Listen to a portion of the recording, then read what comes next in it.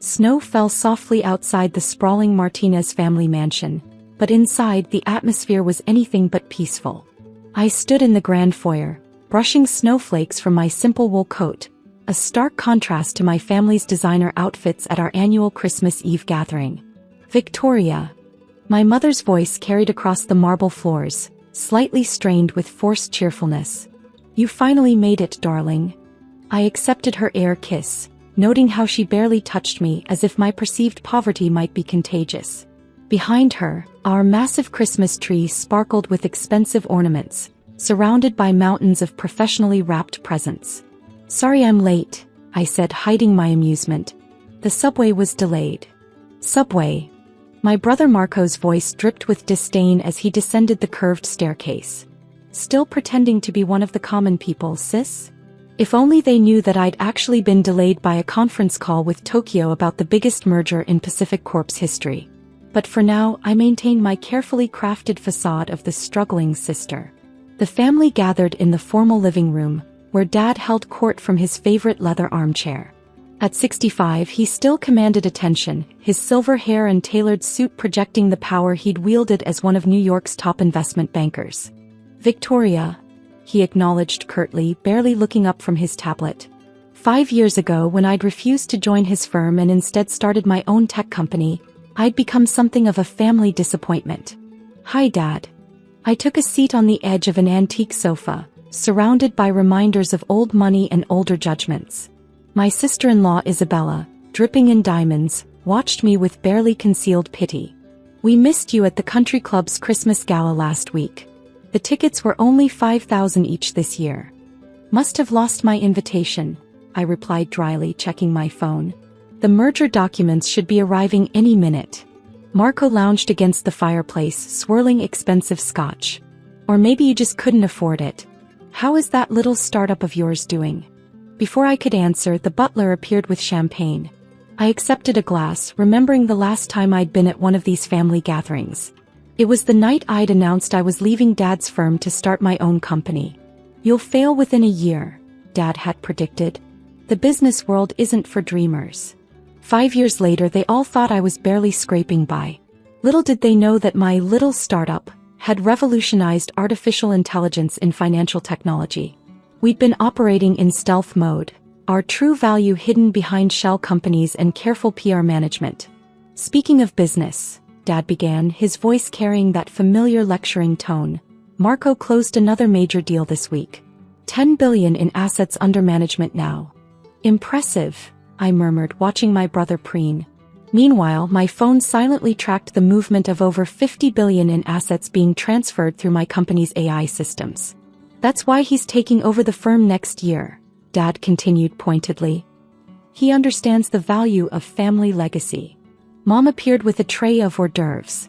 Victoria, dear, I heard you moved to a smaller apartment in Brooklyn? If you need help with rent. I'm managing, Mom. Well, there's no shame in admitting defeat, Marco smirked. Dad's firm always has room for junior analysts. The room filled with subtle laughter, the kind that wealthy people use to disguise their condescension. I sipped my champagne and thought about the documents waiting in my private office downtown. Papers that would shock their perfectly curated world. Time for presents, Isabella announced, gesturing to the mountain under the tree. Though Victoria, dear, don't feel bad if you couldn't afford anything extravagant this year. I watched as they exchanged gifts, watches worth more than houses, jewelry that could fund small businesses, art pieces that belonged in museums. Each gift was a statement of wealth, a reminder of status. Can't afford gifts this year? Marco smirked as I remained seated, giftless. My phone buzzed. A text from my assistant. Documents are ready. Pacific Corp board has approved. Awaiting your final signature. Another buzz. Ma'am, the merger is complete. You now own 51% of Pacific Corporation. The timing was perfect. Dad had just lifted his crystal glass for a toast when my phone rang. I put it on speaker deliberately. Ms. Martinez, my assistant's voice filled the room. I'm pleased to inform you that the merger is complete. You now own controlling interest in Pacific Corporation. The press release goes live in 5 minutes. Dad's glass slipped from his fingers, shattering on the marble floor. Marco choked on his scotch. Mom froze with a canopy halfway to her mouth. Excellent, I replied calmly. And the value? Final agreement at $47 billion. You're now officially the youngest female CEO of a Fortune 500 company. The silence in the room was deafening. I stood slowly, smoothing my simple dress. Actually, Marco, I said, pulling a small envelope from my coat, I did bring presents. I handed identical envelopes to each family member. Consider it your Christmas bonus. They opened the envelopes with trembling hands, finding stock certificates from my company.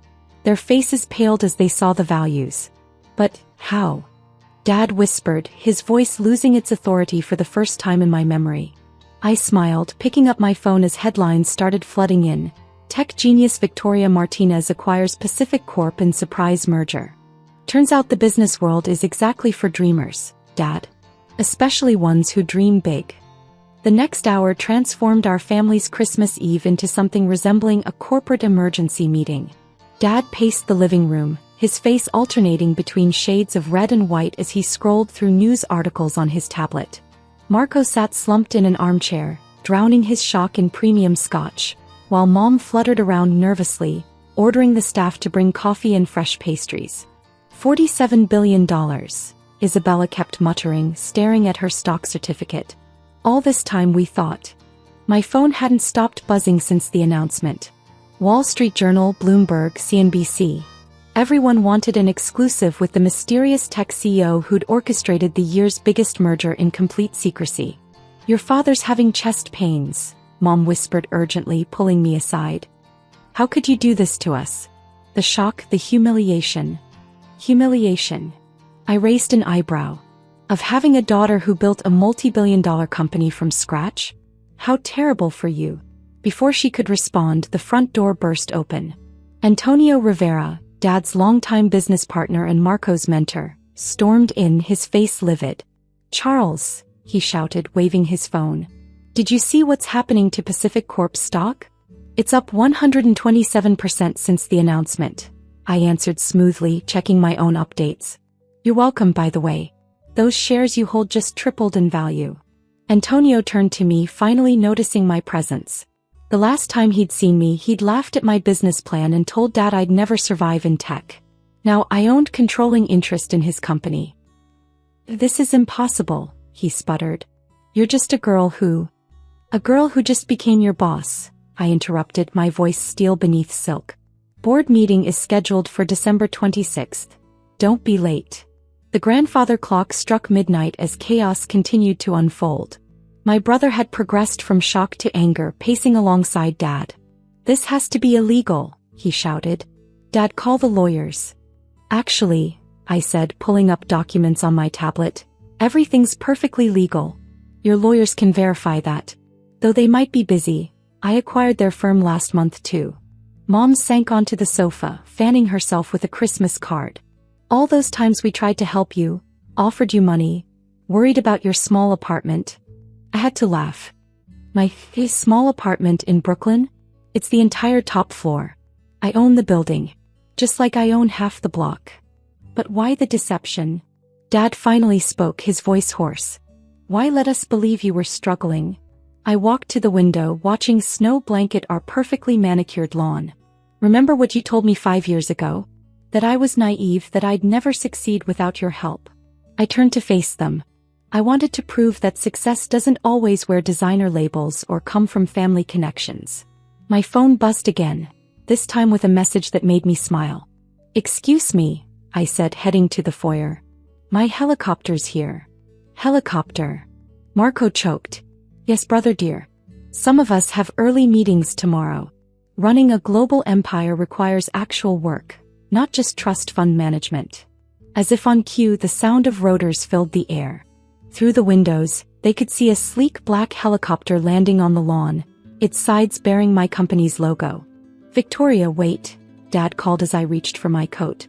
We should talk about this, about the future. Perhaps a family partnership. Oh, we'll talk, I assured him, checking my reflection in the gilded mirror. At the board meeting, where you'll all learn exactly how your positions are changing. Isabella grabbed Marco's arm. Changing? Well, we can't have nepotism in the new organization, can we? Everything will be merit-based from now on. I smiled sweetly. Better update those resumes. The helicopter's searchlight illuminated the snow-covered garden, creating an almost theatrical backdrop. My pilot, dressed in crisp uniform, appeared at the door to collect me. One more thing, I said, turning back to my stunned family. Those stock certificates I gave you, they come with conditions. Quarterly performance reviews, ethics compliance, actual work requirements. Welcome to my world. Mom stepped forward, tears in her eyes. Darling, we didn't know. We never meant to. To dismiss me? To mock my dreams? To treat me like a failure? I shook my head. Consider this your wake-up call. Success doesn't always look like you expect it to. As I walked toward the helicopter, the wind whipping snow around me, I heard Marco's voice. What happens now? I paused, one foot on the helicopter's step. Now you all learn what it's like to work for someone who actually earned their position. Merry Christmas, family. See you at the board meeting.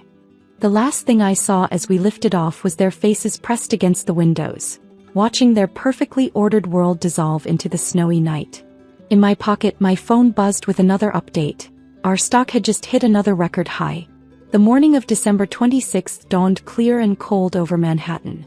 From my penthouse office on the 87th floor, I watched the city sparkle beneath a fresh blanket of snow. The boardroom next door was already prepared for the 9 a.m. meeting, my family's first real glimpse into the empire I'd built. The press is having a field day, Sarah, my chief of staff, reported as she entered. Every major outlet is calling it the Christmas coup. Social media can't get enough of the story, particularly the helicopter exit. I smiled, adjusting my Chanel suit. No more pretending to shop at discount stores. How's the stock? Up another 45% since opening. Your family's gift certificates are worth 3 times what they were yesterday. She paused, checking her tablet. Speaking of family, they're all in the lobby. Security reports your brother tried to use his old Pacific Corp access card. Make them wait 15 minutes, I instructed. Let them feel what it's like to not be in control. At precisely 9:15, the boardroom doors opened. My family filed in, looking significantly less composed than at Christmas dinner. Dad had dark circles under his eyes, Marco's designer suit was slightly rumpled, and Mom's hands shook as she clutched her designer handbag. Welcome to Martinez Global Technologies, I announced from the head of the table, the seat that had been Dad's at Pacific Corp for 30 years. Please, take your seats. The name cards will show you where you belong. Now. They found their places, no longer at the head or even near it. Their new positions reflected their actual value to the company, not their family connections. As you can see, I continued, gesturing to the wall of screens behind me, MDD isn't just a tech startup. We're now the parent company of Pacific Corp, Rivera Industries, and 17 other major corporations. Each company's logo appeared on the screens. All acquired quietly over the past 3 years while you were busy mocking my little business. How? Dad's voice cracked. How did we not know? I clicked to the next slide, showing a complex web of shell companies and strategic investments. Because I learned from the best, Dad. All those lectures about business strategy? I paid attention. I just executed better. Marco leaned forward, his face flushed. The firm, Dad's firm, is now a subsidiary of MGT, I confirmed. Don't worry, you can keep your office. But your client list needs review. We have higher standards. Isabella dabbed at her eyes with a monogrammed handkerchief. What about our positions? Our status? That depends entirely on your performance, I replied, distributing tablets loaded with their new contracts.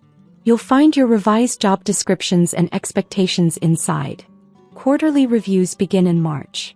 Mom flipped through her tablet, her face paling. But this is actual work. Shocking, isn't it? I smiled. Welcome to meritocracy.